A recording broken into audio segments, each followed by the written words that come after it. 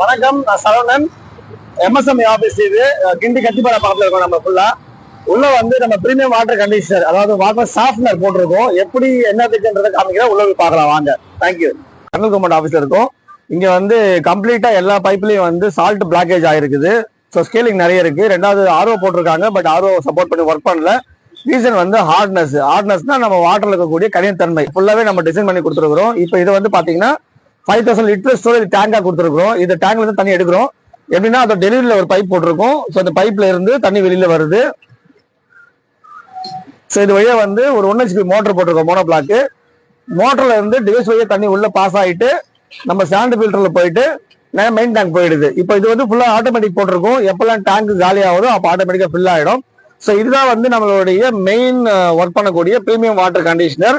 இது உள்ள வந்து எலக்ட்ரோ வாட்டர் இருக்கு. உங்களுக்கு அவுட்டர் பாடி வந்து SS இருக்கும். ஸோ